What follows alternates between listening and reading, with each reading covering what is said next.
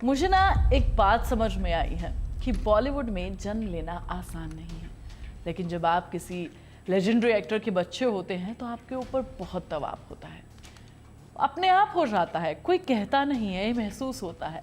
आज बात दो सबसे बड़े नामों की, एक बॉलीवुड का बादशाह शाहरुख खान, तो उसकी दुनिया का शहंशाह अमिताभ बच्चन। एक का बेटा सालों से बॉलीवुड में है अभिषेक बच्चन, तो दूसरे का बेटा आर्यन खान अभी अभी इस इंडस्ट्री में ग्रैंड एंट्री करता है। दोनों बेटों के पास नाम थे, साथ में एक्सपेक्टेशंस की गठरी भी थी, लेकिन सवाल यह है कि क्या अभिषेक बच्चन अच्छे से उस लेगेसी को आगे लेकर जा रहे हैं या आर्यन से ज्यादा उम्मीद करनी चाहिए कि वो अपने पिता की लेगेसी को ज्यादा अच्छे से आगे लेकर जाएंगे। देखिए, अभिषेक की एंट्री के समय माहौल अलग था, अभी आर्यन के समय दुनिया एकदम अलग है। उनकी शुरुआत, उनका सफ़र, उनकी स्ट्रैटेजी और उनकी आइडेंटिटी सब अलग अलग है, लेकिन इस दुनिया में कंपैरिजन तो होता है और होगा।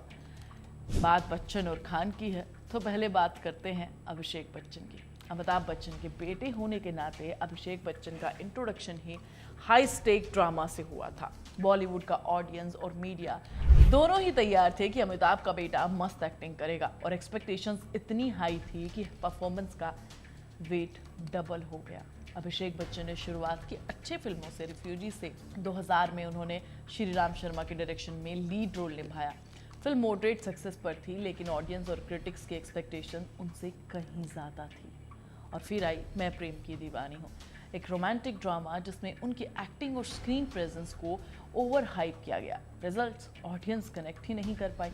कॉमेडी सीन्स ऑकवर्ड लग रहे थे, इमोशनल जो डिलीवरी थी वो अप टू द मार्क नहीं थी। मीडिया हैंडल्स में आए बिग बी का बेटा स्ट्रगलिंग टू शाइन, जैसे धूम फ्रेंचाइजी में साल 2004 में उन्होंने काम किया, लेकिन वहाँ भी SRK या ऋतिक जैसे स्टार्स की तरह सुपरस्टार स्टेटस नहीं बना पाए। धूम में उनका करिश्मा अलग था, लेकिन ऑडियंस ने देखा कि ये वही बेटा है जिसे हम सिनेमैटिक लेगेसी एक्सपेक्ट करते हैं। अभिषेक शायद खुद भी नहीं समझ पाए कि ऑडियंस को क्या चाहिए यार। मास एक्शन, रोमांटिक चार्म या इमोशनल कनेक्ट, और रियल चैलेंज था लेगेसी का प्रेशर। ये प्रेशर इतना बढ़ चुका था कि अभिषेक बच्चन खुद डिसाइड नहीं कर पा रहे थे कि आखिर उन्हें करना क्या है। अमिताभ का ऑरा इतना स्ट्रांग था कि हर डायलॉग, हर सीन में सिर्फ अमिताभ बच्चन की झलक देखी जाती थी। क्या उनसे कंपैरिजन किया जाता था, उनके बेसिस पर जज होते थे।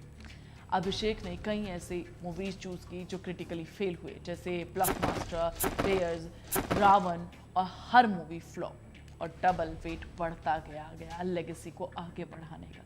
न सिर्फ बॉक्स ऑफिस बल्कि ऑडियंस का जजमेंट भी हैवी होता चला गया। लेकिन हाँ, आज की डेट में अभिषेक बच्चन कुछ ऐसी मूवीज कर रहे हैं, लाइक तस्वीर जैसी मूवीज, जिनमें उनका पोटेंशियल दिखता है कि शायद अगर वो अपने मन से मूवीज चूज करते तो आज ये स्ट्रगल नहीं कर रहे होते। वही आर्यन खान की तरफ अगर मैं देखूं, SRK का बेटा होने के बावजूद आर्यन ने पूरे तरीके से अलग राह चुनी है। जब लोग सोच रहे थे कि SRK का बेटा इंटेंस एक्टिंग स्टार बनेगा, डिलीवरी देगा, बढ़िया एक्टिंग के प्रेशर में खुद को झोंक देगा, जज नहीं होने देगा, तब उनका स्ट्रैटेजी एकदम स्मार्ट था। ऑडियंस के एक्सपेक्टेशंस को मैनेज करना, ओवर हाइप अवॉइड करना और स्किल सेट पर फोकस करना। आर्यन अभी तक एक्टिंग में डायरेक्ट डेब्यू ही नहीं कर रहे हैं। इंस्टेड उन्होंने चुना कि मैं बैडएस ऑफ बॉलीवुड जैसी मूवी को डायरेक्ट करूंगा, वेब सीरीज को डायरेक्ट करूंगा, प्रोडक्शन में इन्वॉल्वमेंट दिखाऊंगा। ये स्ट्रैटेजी उन्होंने बैक स्टेज से अपनी आइडेंटिटी बनाने के चांस देती है। बैडएस ऑफ बॉलीवुड इसका एक परफेक्ट एग्जाम्पल है हमारे पास कि वो SRK की शेडो बिल्कुल नहीं बनना चाहते हैं। उन्हें SRK के बेसिस पे जज नहीं किया जाए, ये वो कंप्लीटली इसे इग्नोर करना चाहते हैं। उनका आइडेंटिटी ऑडियंस खुद डिस्कवर कर पाए, इसलिए उन्होंने ये रास्ता चुना। ये पूरा का पूरा जो सिनेरियो है, इसमें फर्क है ऑडियंस के परसेप्शन का। अभिषेक बच्चन को हर रोल में कंपेयर किया जाता था, रोमांटिक सीन, एक एक्शन सीक्वेंस, सब कुछ अमिताभ से कंपेयर करके देखा जाता था, जिसे आप चाहते हुए भी अवॉइड नहीं कर सकते थे। लेकिन इसका रास्ता निकाला आर्यन खान ने। आर्यन खान ने वो राह ही नहीं चुनी जहां पर उनसे एक्सपेक्टेशंस हाई रखी जाए, क्योंकि उनका पापा शाहरुख खान एक्टिंग कर रहा है, तो उन्होंने सोचा मैं एक्टिंग अभी नहीं करूंगा, मैं डायरेक्ट करूंगा पहले मूवी, वहां से अपनी एक अलग पहचान बनाऊंगा, फिर उसके बाद मैं एक्टिंग की दुनिया में कदम रखूंगा, ताकि अपना रेपुटेशन वो ऑर्गेनिकली बिल्ड कर सके। ये कहानी दो ऐसी लेगेसी की हैं जो आपको स्टार किड होने के साथ साथ मिलते हैं। स्टार किड होने का मतलब सुपर पावर नहीं है यार, कंपैरिजन भी है। लेकिन यहाँ पर स्मार्ट चॉइस दिखाई है आर्यन ने। ऑडियंस के परसेप्शन को नेगेटिव और पॉजिटिव में कैसे बदलना है उन्होंने बहुत बढ़िया तरीके से सीखा। एक और एग्जाम्पल देती हूँ आपको। इमेजिन करो गुरु वर्सेस हाइपोथेटिकल आर्यन डेब्यू।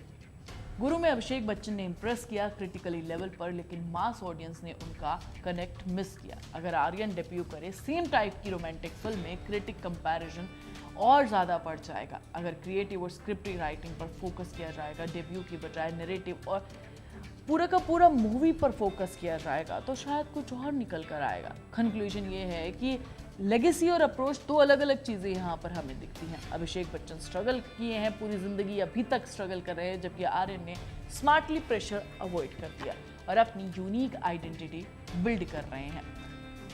और यही शायद सबसे बड़ा उनका गेम चेंजर भी होगा। आप इस बारे में क्या सोचते हैं मुझे कमेंट करके ज़रूर बताना। मैं तुम्हें नेक्स्ट वीडियो में मिलूंगी, तब तक तुम चैनल को सब्सक्राइब कर लेना, वीडियो को लाइक और शेयर कर लेना और बेल आइकन दबाना बिल्कुल मत भूलना।